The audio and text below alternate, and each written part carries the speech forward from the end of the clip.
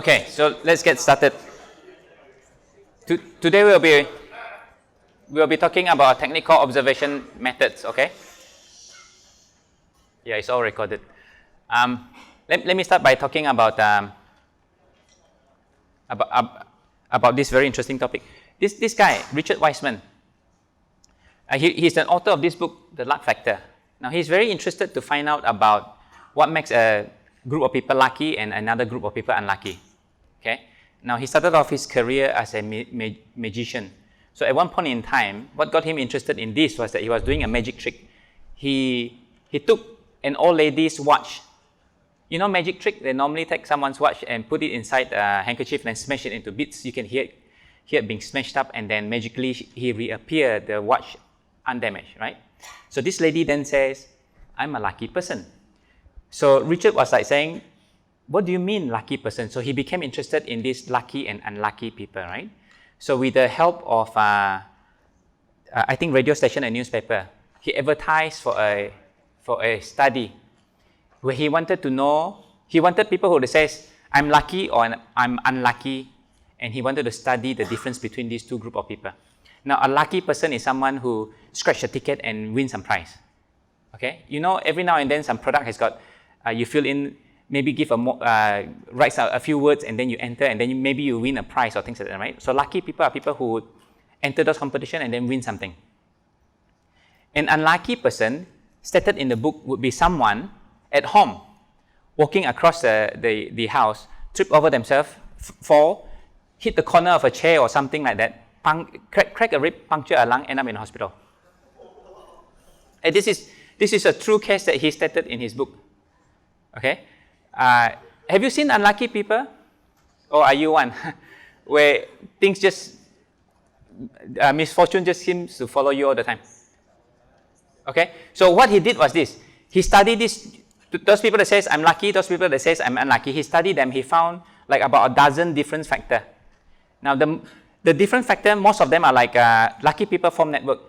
They meet someone, they say hi, they talk to them, and they form friends and things like that, right? Unlucky people don't talk to you. They keep to themselves.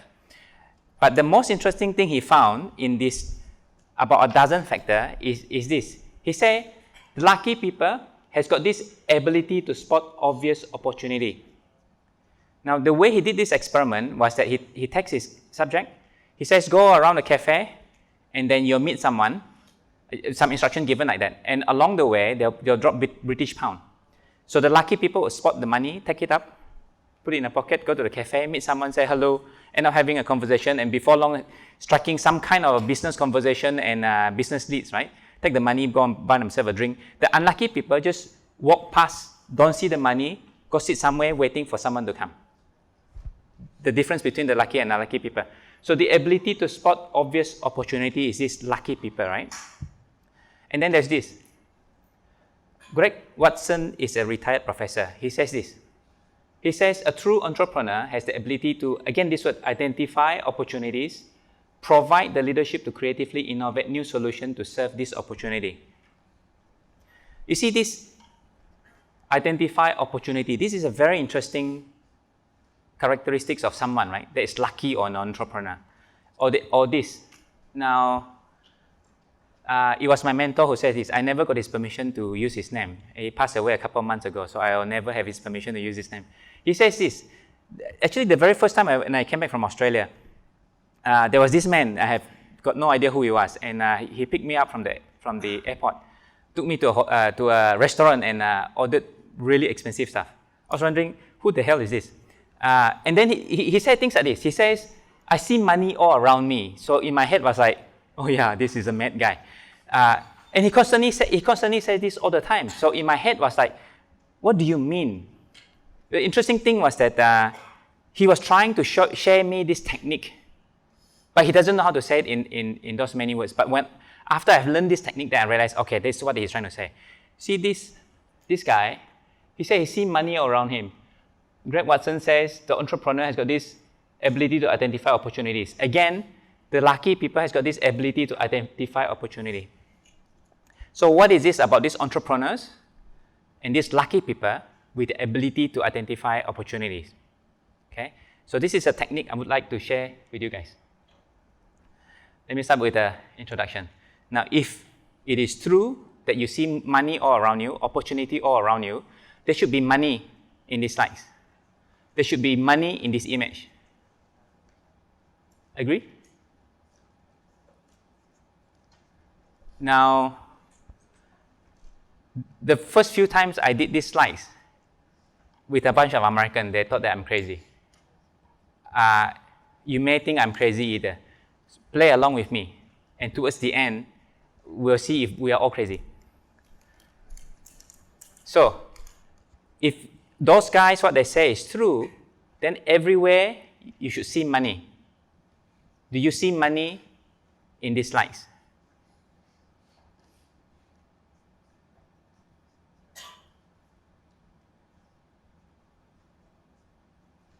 What are you focusing on?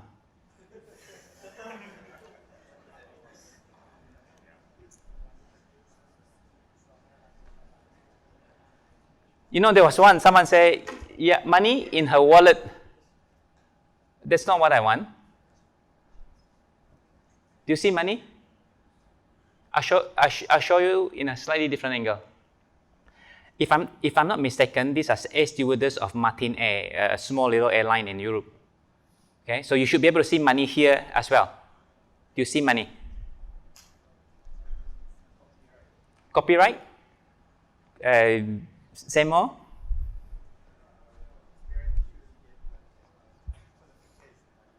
Where's the copyright and where's the money? Copyright the picture? This one? No. Good one. This is the first time I hear this. This image was taken by this fella, and even though he gave it in terms of Creative Commons, I still recognize him as the author of this, the copyright owner of this image. The same with this. So in these two images, do you see money? When I say do you see money, I mean like a businessman, you can actually make money out of this, money out of the idea that you're seeing. Do you see money?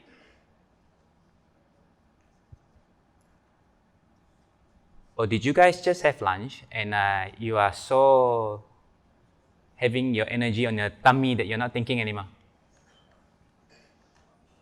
Do you see money? Okay, let me make it easy for you. The story goes like that. Some time ago, you see this? Long time ago, they saw stewardess strapping their luggage bags onto this telescopic trolley. Then gave people the idea of a trolley bag. Then came lots and lots of patterns. This is not the only patterns. There are many patterns like that. Okay? So this image literally tells you here's the money, only if you know how to identify it. Agree? Are we okay? Someone just show you this is the money. Only if you know how to identify it and write the first pattern for a trolley bag, you'll be rich. You will not be sitting here anymore. Okay? Next one. So any one of you have seen a luggage bag that doesn't have wheels? Let me know. I have not been able to see one for many years now, for at least 10 years now. You see someone running. Where's the money? Shoes. Okay. Now, if you say shoes, if you go into the shoes business, you'll be competing with Nike, Adidas, Puma, you name it, Reebok. What else? Huh? Camera? A picture not clear. Okay. Don't laugh. It's a good starting point. We'll talk about starting point in a short while. In the next few lessons. What else? So it could be shoes, it could be cameras, track bottom, track top, isotonic drinks, and etc., right? So the moment, you see most of us when we see an image like that, you say, yeah, okay, fine. You don't think, you stop thinking, you're not looking for the opportunity, so you missed it. But the moment you start thinking, there are two kinds of thinking. One, you're thinking of things that already exist, but then you'll be competing with the giants, unless you've got something different. unless your idea is different, right? From Nike, Adidas, Puma, and so on and so forth. Make sense? If you think like that, you are entering a very competitive market. Okay? The other one is that you see something beyond that nobody else has. Let me tell you a story then. Larry Miller, long time, I'm not sure if you guys have seen this before. Camcorder like that one. He was videotaping, literally videotape. At that point in time, there is no solid state memory. It's literally tape. Videotaping her daughter run and noticed that the feet was making this elliptical motion.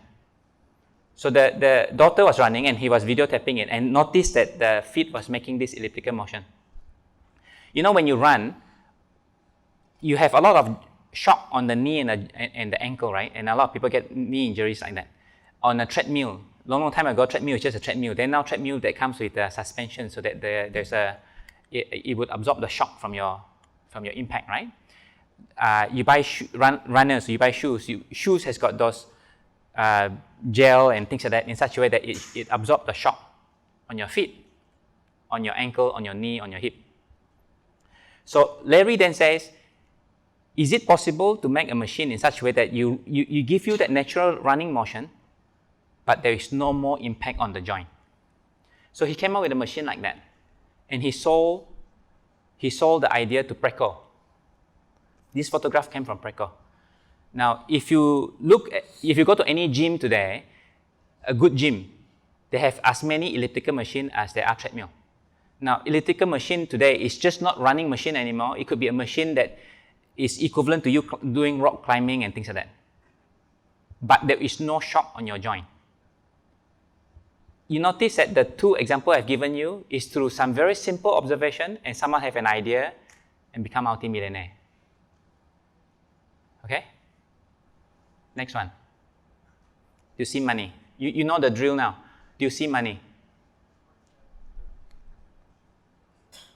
Where's the money?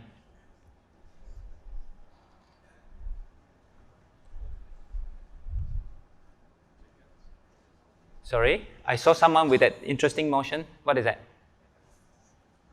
Okay, let me zoom in. They are called cockables. I've got no idea what the local name is, but the English word for it is cockables. Where's the money? Things sticking. So?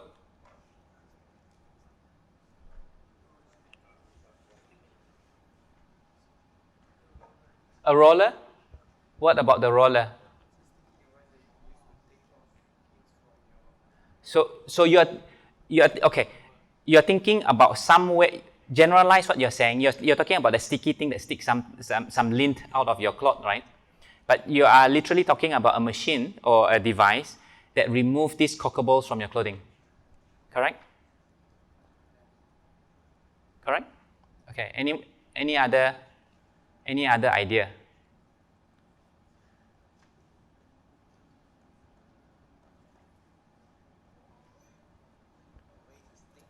The way to stick? Hang on. We'll get to that. Anyone else have any other idea from this?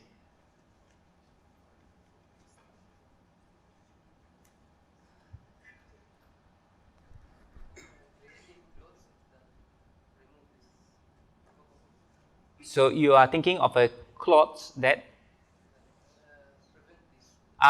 so he's thinking about a fabric where the cockables would not stick on it. What else? So a tools that remove a cloth that doesn't stick, cockables doesn't stick to, like a Teflon kind of equivalent. Is that what you're thinking? Okay. Anyone else? Sorry? One more time. Oh, get onto something that stick on that something. Get a mat, and then sit on the mat. What if you want to walk around? Okay. So you're thinking of a mat that attracts it rather than you, is it? So you're getting a sacrificial material that attracts it instead of you. Okay. So you're thinking of a protective coat that it sticks onto the other thing and then you throw that thing away. Okay. Interesting. Any other idea? You know, there's no right, wrong answer. And if you participate, it is like you trying out your ideas and getting your ideas checked. No more ideas? Got an idea there? No. Okay. So the story goes like this. 1948, a guy by the name of George Mistral went for a walk with his dog. This is the official story. And then when he came home, both man and dog were covered with cockleballs. Okay? And then, interestingly, he took off his pants. Now, some story says it is his socks, but they say that it is his pants. He put it under a microscope. How many of us have got a microscope at home? He has one. He looked at it and he saw that the cockleballs, the hook on the cockleballs was sticking onto the fabric through the hooks. You know, our fabric, if you go under a microscope, is actually fluffy, right? And it stuck onto the fabric. That gave him the idea of, do you know what? Velcro. You guys know what Velcro is? Don't know what's a Velcro? You know that. Any one of you do not know what a Velcro is? Yeah, all of you said that, but then it's called Velcro. It's not invented by NASA, it's not invented by the military, as some story goes. It is by George Mistral. And the cockleballs that got stuck to his pants. Okay? Now the interesting thing is this. This guy, when he saw this cockleball stuck onto his pants, he came up with this idea. And the pattern that he found is not the idea of a Velcro. He only found how to make the hooks. He has got the most cost-effective way of producing the hooks. You want to produce hook in any other way, go ahead. The pattern doesn't limit you from doing that. But your product would not be as effective as his. Your product would not be as cheap as his. Okay? There's a reason why I'm telling you this detail. Next one. Where's the money? You know the drill now. Where's the money? Okay, you're going to say, there's a blur shot. We need a better camera. I'll give you another one. Ignore the black dots. This is a lamppost. This is a road sign. There's a car, street lamps, road sign. It's foggy. Where's the money? What do you want? Likes. All cars has likes. Huh? Glasses, your glass. In what way? You know, this is fog, you know. It's like a hazy day, but hazy to the extent that you cannot see your hands. I know we don't have fog here, but we have haze here, and haze to the extent that you cannot see your hands. You can wear whatever glass you want, you still can't see your hands.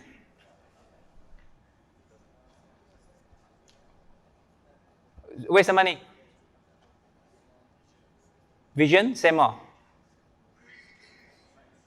Night vision.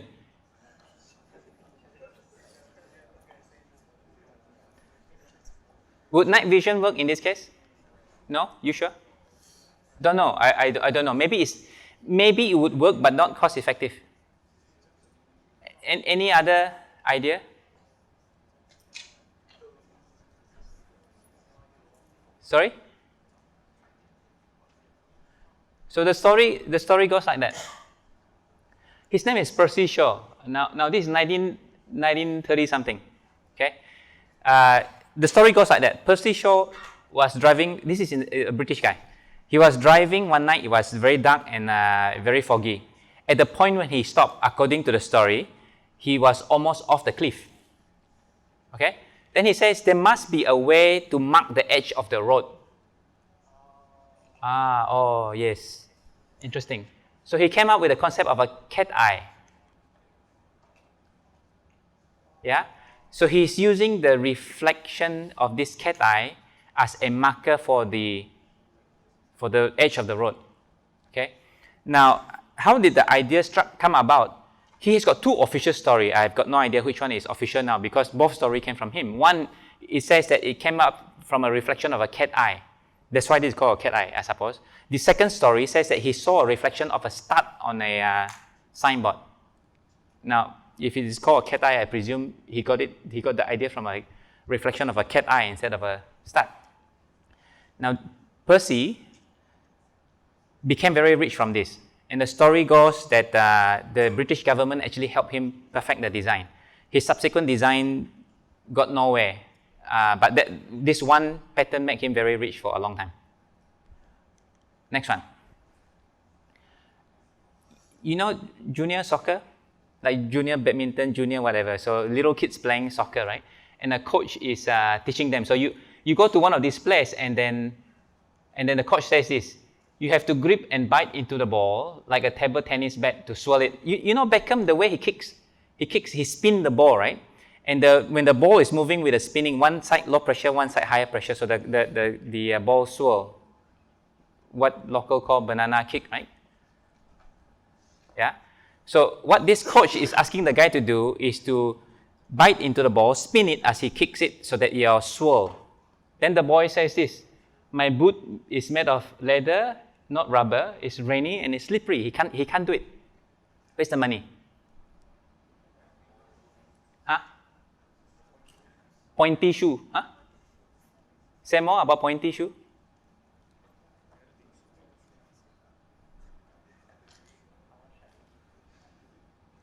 No soccer player here? Futsal?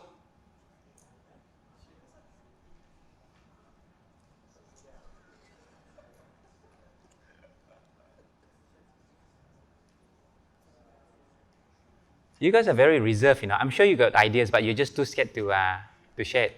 So, fine. I'll tell you the story. Craig Johnston, what is his name?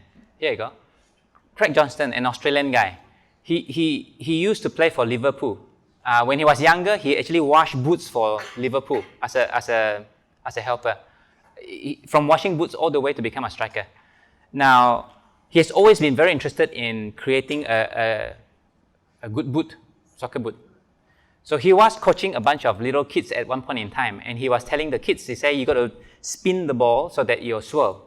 And the kids replied was that it's raining, my boots is out made of leather, not rubber, it won't spin.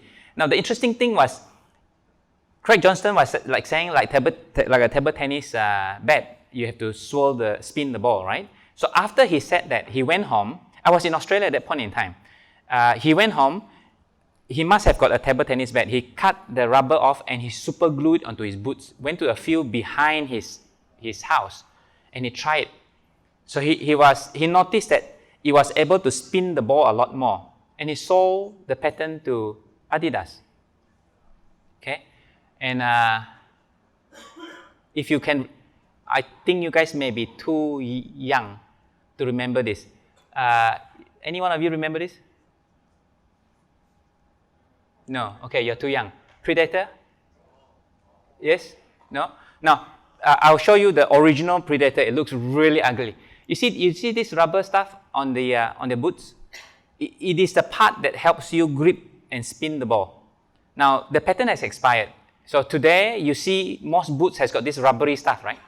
That allows you to spin the ball a lot more. The pattern has expired. Make sense? So that observation, in actual fact, it was him who gave the idea, right? He didn't even realize it until he went home and tried on himself, that he noticed that this thing works. Are we okay? This is too difficult. I shall not explain this. Okay. Let's analyze the example I've given you. See, long time ago, everyone travels like that. You carry a bag. If it's too heavy, you chuck it in and you just check it in, right? But people travel like that. But the air stewardess was traveling like that. So it gave the idea of a trolley bag. Okay? Only if you notice it. If you didn't notice it, you would have missed it. Second one is that when you see so Larry Miller saw someone running, his daughter running, and saw the foot making that elliptical motion. So he designed a machine that allows for that elliptical motion, which removed the shock on the joint. Then came this the idea of an elliptical machine. The next one, George Mistral, he saw these hooks on the cocoa ball sticking on the fabric. That gave him this idea.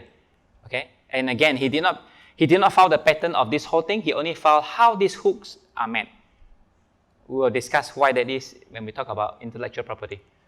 The next one was that Percy Shaw. He wanted a way to mark the edge of the road, and the reflection of a cat eye gave him the idea of a reflector. Okay. Now this is the original version of the Predator. It looks really ugly, but what he has was literally just this rubber portion that helped the wearer spin the ball. Now the interesting thing was FIFA at that point in time that year approved it, allows it, and when it was approved, it was used widely that year in a forgotten what year it was for the World Cup. Okay, key learning. The first one is this: it requires thinking. Nothing would ever happen without effort. Something could be in front of you. A person could be holding onto a basket and say, help with money, and say, help yourself, right? You don't pay attention to it. The guy just walk away. You lose your chance of grabbing a hold of that money, right? So every day in front of you are people giving you ideas of opportunity. Only if you put in the effort to identify it. Otherwise, you just walk past and that's the end of it. Okay, that's point number one. Second one, matching opportunity to solution and vice versa. You know, in our school, we don't use that P word, right? Do you know the P word? Are you not aware of this? That's right. We don't use the word problem. It is, if there is one, it is actually an opportunity, right? It's not a problem. If you got some difficulties, right, then you say, that's a challenge, or that's an opportunity, versus you say, gee, that's a problem. Your mindset is now different. Your mindset is a negative one when you say it is a problem. I even have difficulties pronouncing that word. Okay, so why we say that? Why we say matching opportunity to solution and vice versa is this. At the end of this class, you would know about observation just as good as me. But my ability to do observation is a lot better than yours. The reason is this. This is a trick. Every time I see something that works, I'll hang on to it and say, that is an interesting solution for something like what I don't know. Right? I'll hang on to it. I say that solution looks interesting. That is a concept that's interesting. I'll hold on to it. If I see something that's broken, I don't have a solution for it. This is a challenge that needs a solution somewhere down the road. I keep those also. So for me, there's a collection of things that needs a solution and a possible solution for something else. Now, the more I collect those, the chances of me having that aha moment, I see something that could work with the other side. Either a solution for a challenge that I've seen before, or a challenge where I have a solution, I've seen a solution before. Am I making sense? Are we clear?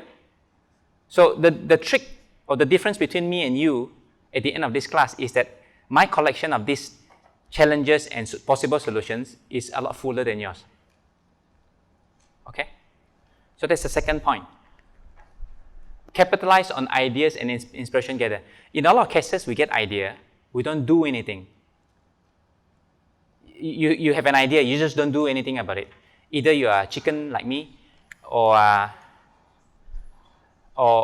you are just too lazy.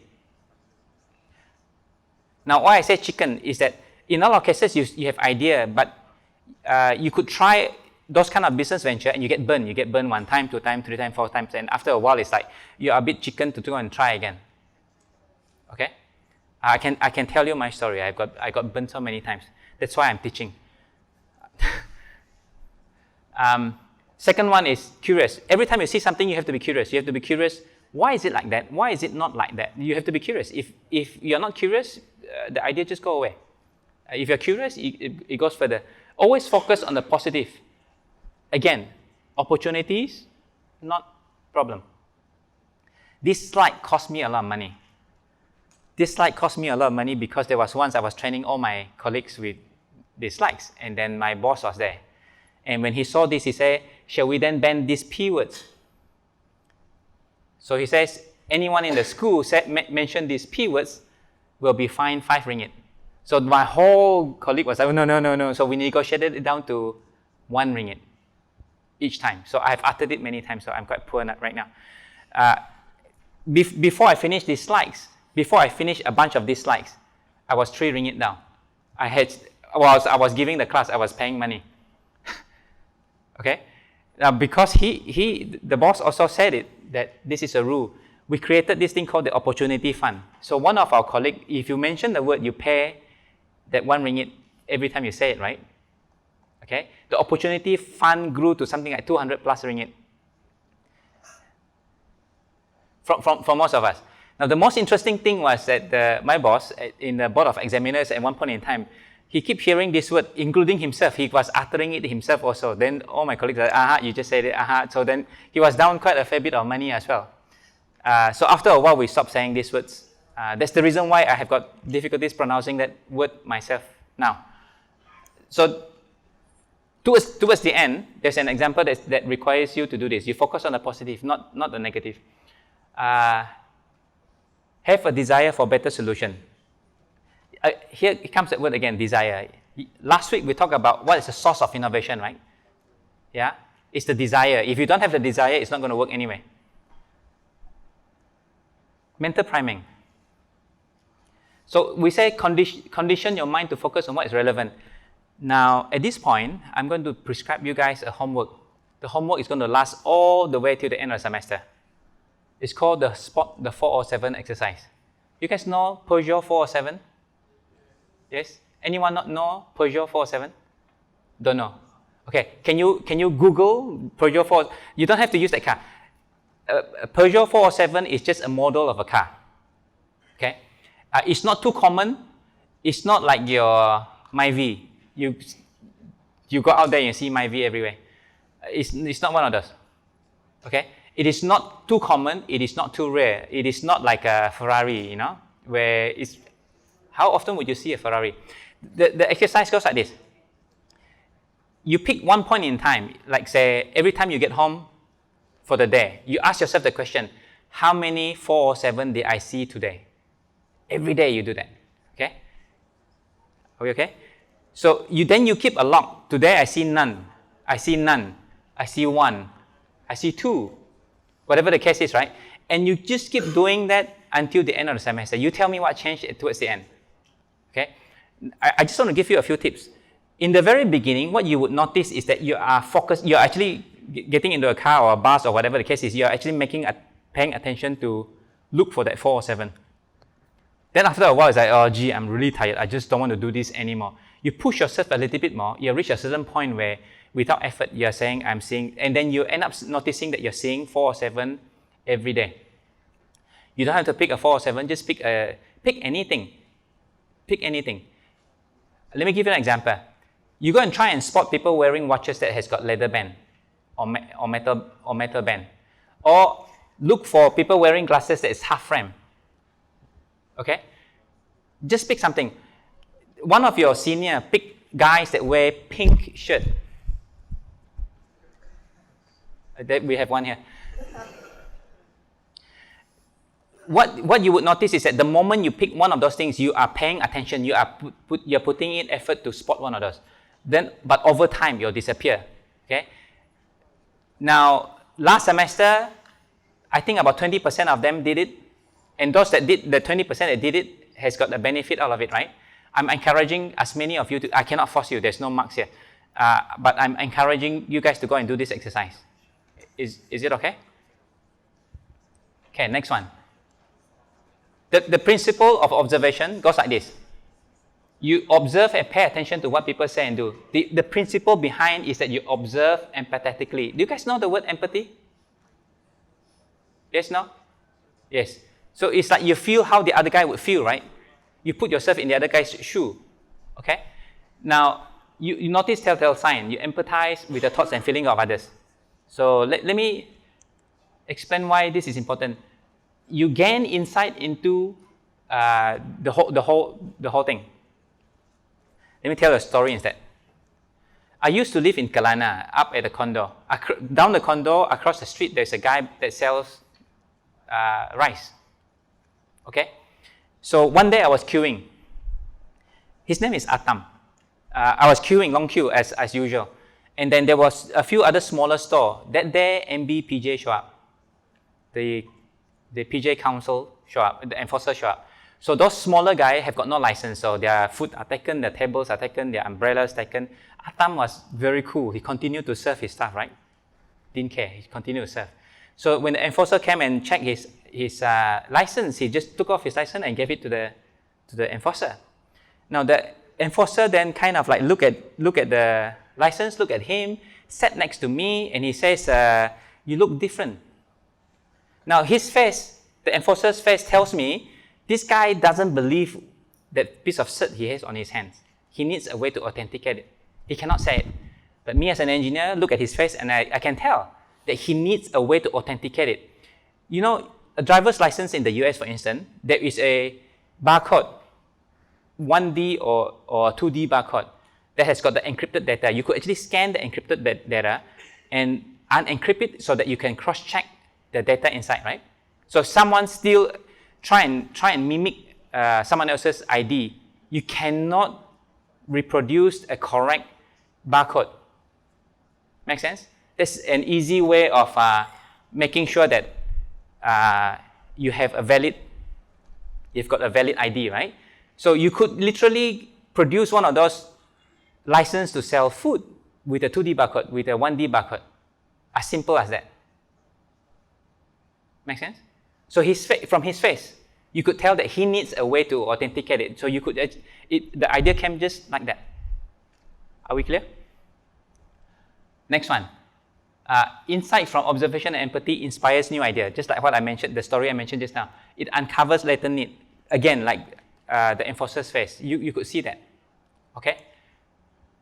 So the mindset of an observer. Be very curious. Be difficult to satisfy. Now, you guys are laughing.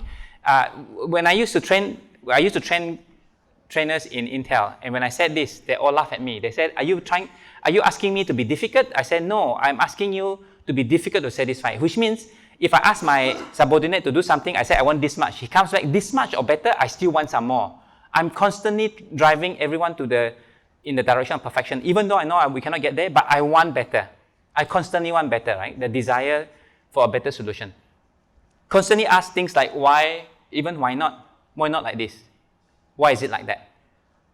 You have to be sensitive to pick up even small little details. This one says this, do not overlook things. You know, in a lot of cases, when we see something, yeah, okay, I know what it is. I give one example. I was training people in Petronas at one point in time, and we were doing a live observation study. So I took them to Surya KLCC. So I asked one of the guys, I said, go to the concierge and ask, what is the most common question asked? So if I bring you to, you guys all know where Sungai Wang is? Okay? Most famous shopping center in KL, right? The concierge there, what do you think is the most common question asked of them? Where's the toilet?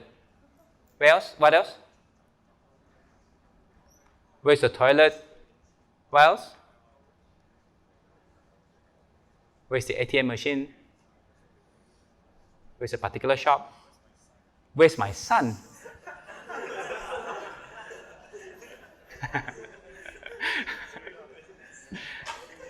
You're too young to have one, my friend. Sorry. No. Would you? I know, but biologically he can. But then, do you know what's the most common question asked of the concierge there? Where?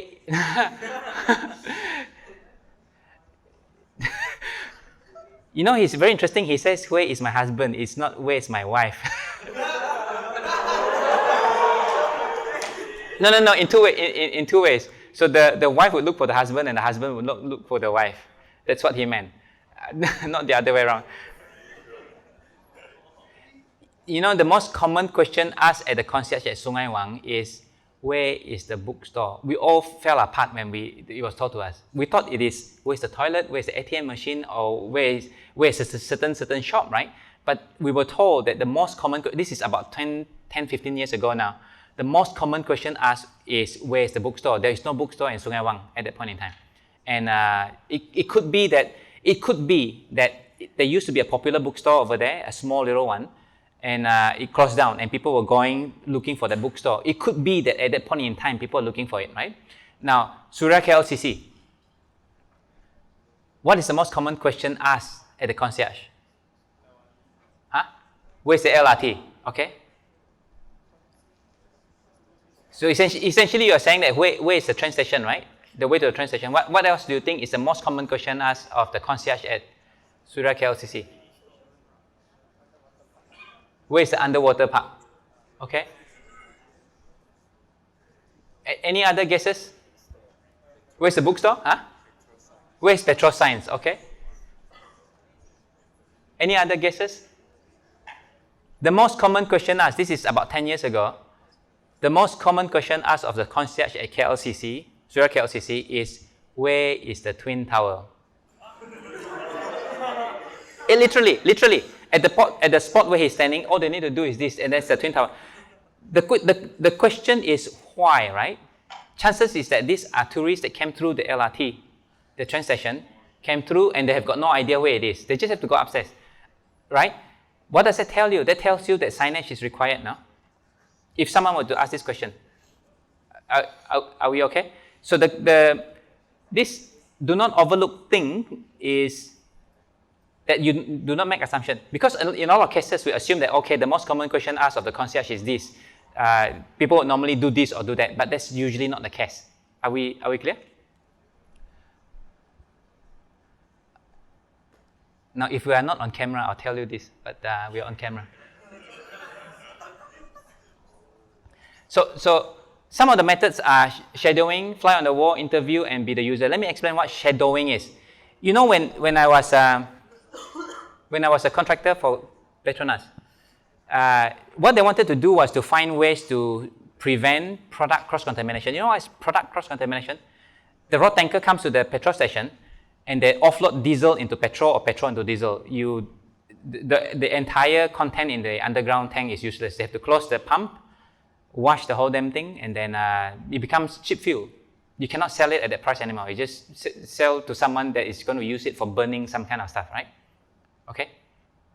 So they want to prevent it. So the way we wanted to know is that how could this thing happen? So we shadow the driver. So when the driver comes to the depot, we are behind. We're just following. The guy take a form, we take a picture of him taking the form. The guy fill the form, we take a picture of him filling the form. He goes to the depot and uplift product. We also take pictures. Those areas that we're allowed to go into. So the upliftment of product we are not allowed to go in, but we know from a distance that what he does. Okay? Then he comes out in the truck, we follow him.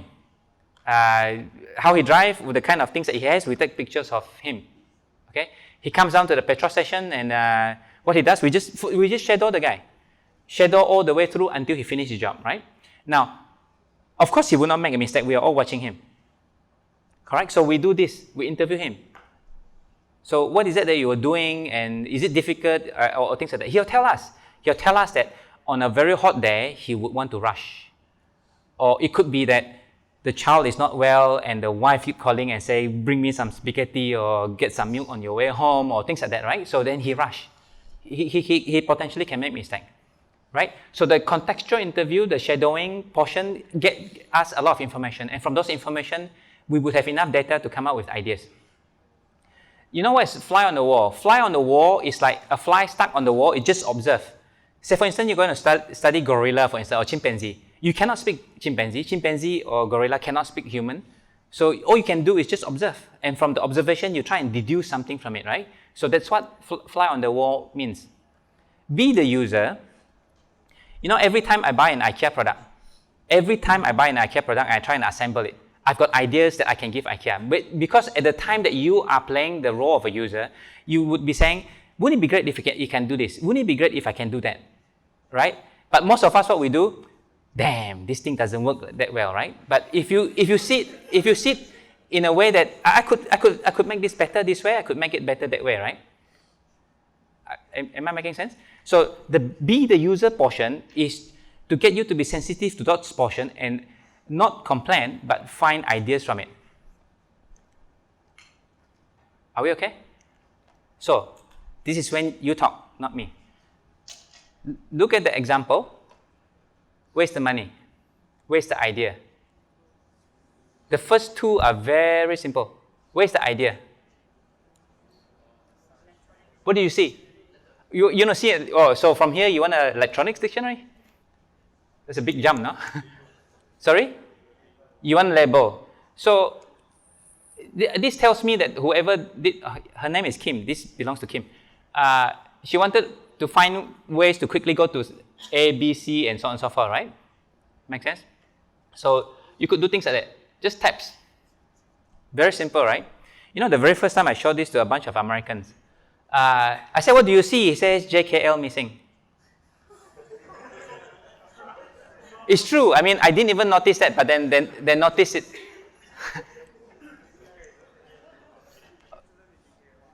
Okay, next one. Wow, what? Ooh, what? It's just a scratch. Why do you go ooh like that? What's the idea? Where's the money? Huh? You're saying something. Some kind of a rubber. Simple idea, right? And yet product like this still exists.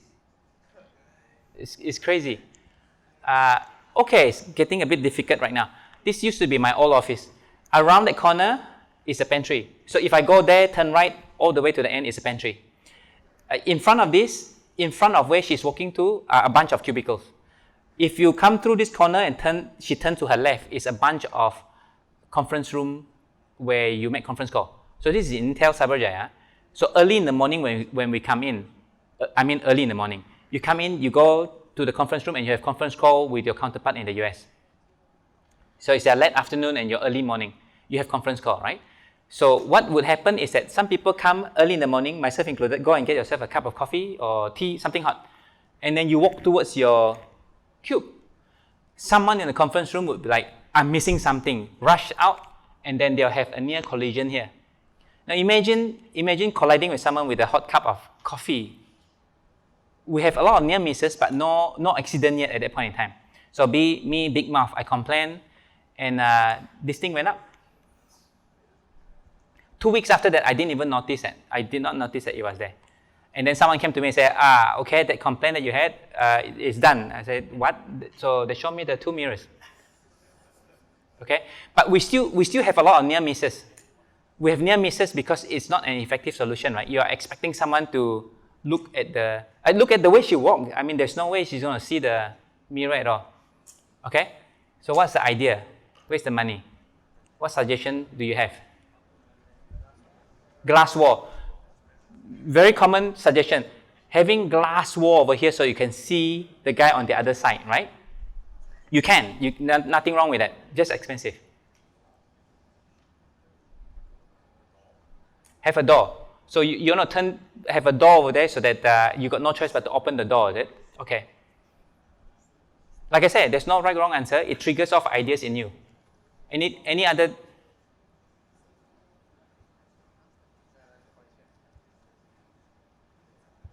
Remember last week we were talking about getting all the information so that you can have that one shot, one kill? Right? I want an effective solution an effective idea that fixes quickly, easily, cheaply. Any other idea? Make a sound. So like when you enter a store, some chime comes through and things like that, right? What else? Huh? Change the floor. Change the floor to?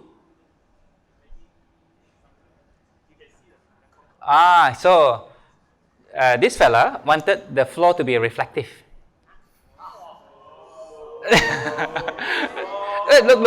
Look, come on. Hey,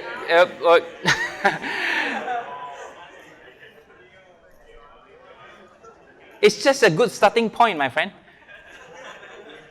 we'll discuss starting point and a good solution. Next lesson. Are we?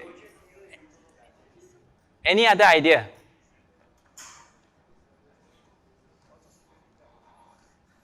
You see, so the story goes like this. We actually wanted the frog that croaks or a bird that chirps every time someone comes near that corner as a warning, right? And then everyone was too lazy to go and buy something like that. So we didn't. Now, Intel being a factory, we did this. Now, that yellow and black sticker is called a tiger tab. All of us are trained in a factory environment. Tiger tab means keep out. You just don't go. You draw a tiger tab. The factory guys would stay away from it. It's a line that says keep out. Psychologically. You see, in Intel, we have to hold the handrail when we are using the stairs. You don't do that, you can get yourself into trouble. So today, I still hold the handrail when I use the... Yeah? Sorry? So what happened was this. We found out that if you are 1.5 foot away from the wall, so he's 1.5 foot away, he's 1.5 foot away, by the time he comes to the corner, you'll be able to see each other.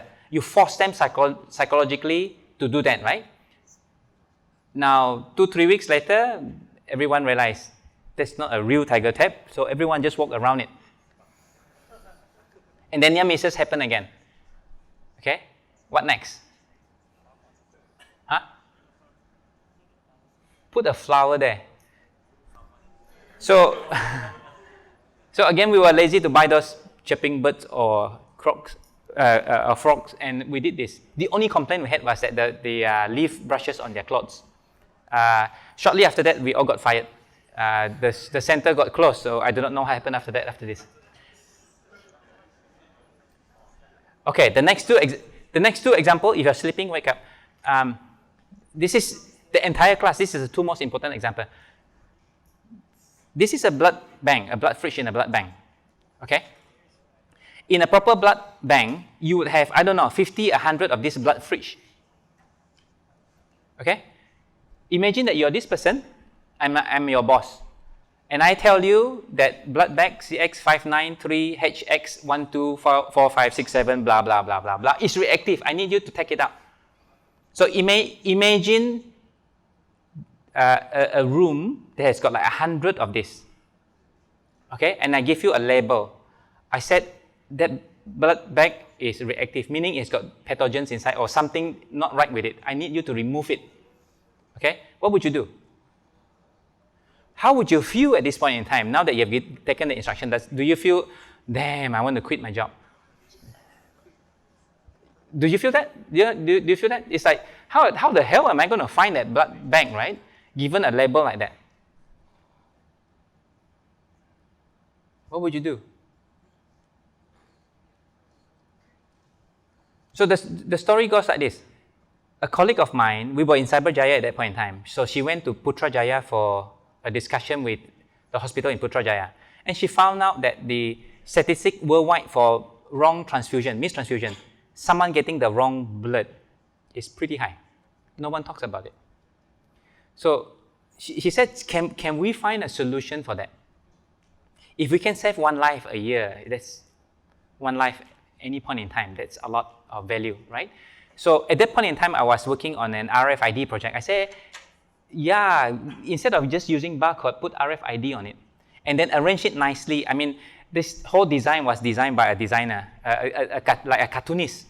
She just drew it like that and said, just hang it. And then have a RFID device, key in the ID inside, and you just scan, is it here? Is it here? Right? And if it is not beeping, it's not here. I just keep going until I find it beeping, then I go slowly one by one until I find the bag. So it's just a tool to help whoever this person is find that bag if needed. Are we okay? Okay, next one.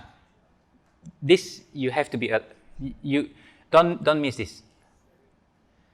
His name is Alif. He has got 2 broken laptops. Okay? And what he was trying to do was he's trying to rearrange the components in such a way that he can get one good working laptop out of it. At least instead of 2 person not working, 1 person can continue to work, right? So this is a shot of Alif on his right. This is a shot of him on his left. This is Prakash. I'm going to show you the next image. what is behind Prakash? Okay, so I'm going to go back, picture 1, 2, 3 again. Picture 1 on Alif's right, picture 2, Alif's left, Prakash right, and behind Prakash. In this 3 image, is there an image that you want to see more of? Image 1, 2, or 3? 2. Someone want to see 2? You want to see 2? What about 2 you want to see? So you're looking for screwdriver? You're looking for this? Anyone else want to see something else? Or do you guys want to see this? One more time. Picture 1, picture 2, picture 3. Is there anything in the picture that you want me to zoom into?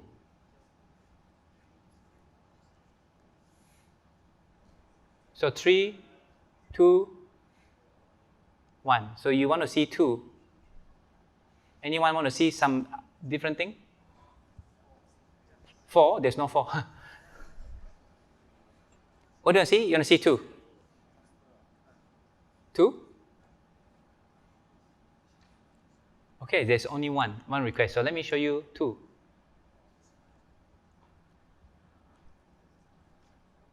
Want to see some more? Okay, let me zoom in.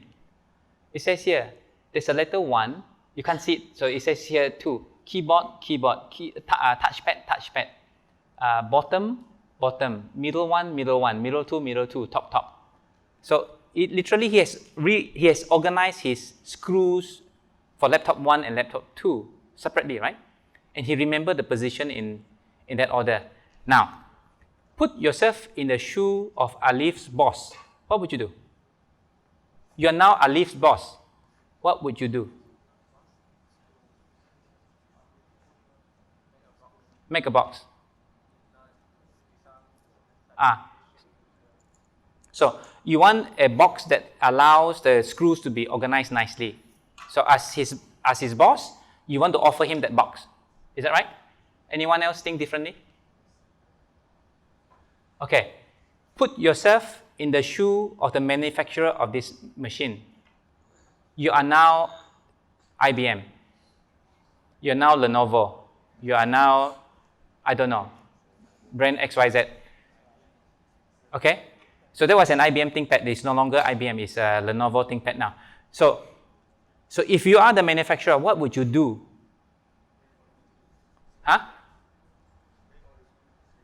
Make all the screws the same. So one size fit all. Is that right? Anyone else?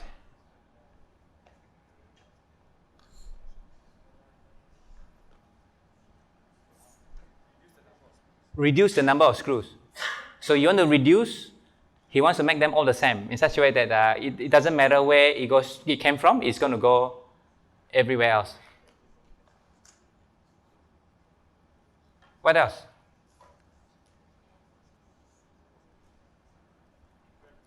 Different color, same or? So as an example, middle one, the hole for middle one could be blue, and the top of the middle one screw are blue. So blue screws goes into blue hole. Yellow screws goes into a yellow hole. Make sense? What else? Again, remember, put yourself in a position, you are now the manufacturer. What would you do differently? One size fit all, color coding, reduce number of screws.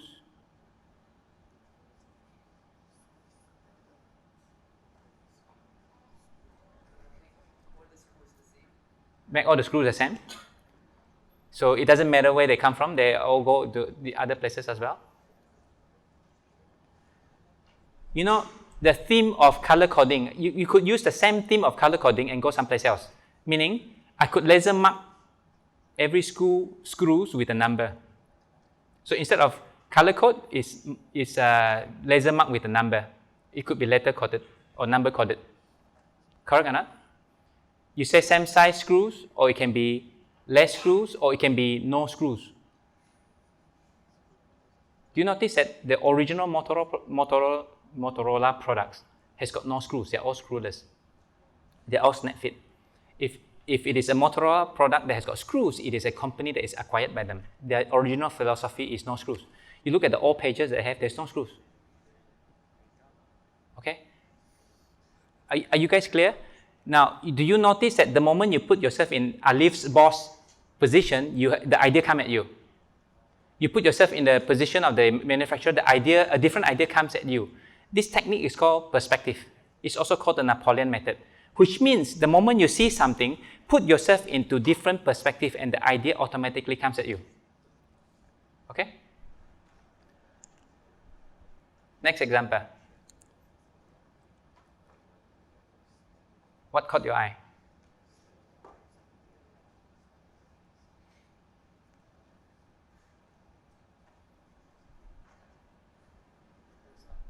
You're the most quiet bunch I've ever taught. What caught your eye? Huh? Paper? What? Newspaper? Stapler. You saw this? It says stapler here. This was my old office, so I saw this. I thought, oh, that's interesting. And I spoke to someone nearby, and the guy said, oh, okay, they always ask for my stapler, so I hung it there. The question is why? Why do you think they need the stapler? Huh?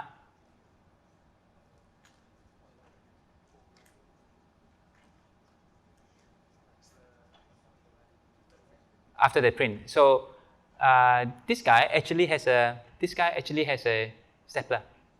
You could just press a button, you're stapled for you. I know what you're going to say. The instruction is not clear. Yeah, it's all over the place. It's hard to see. Yeah, it's just actually one button on the pad. You just to say stapler. That's it. You come out stapled.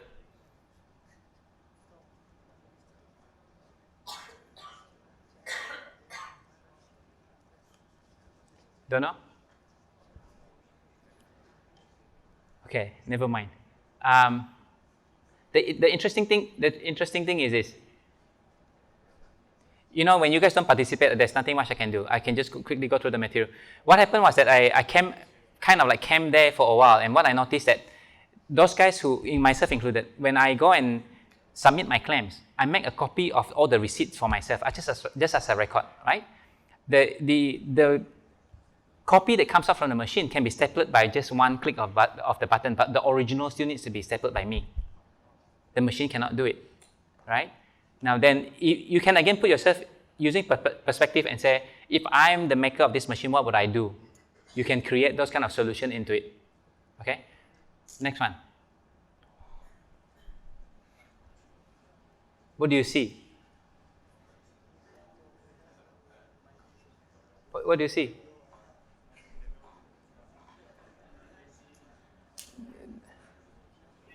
Why are you guys smiling?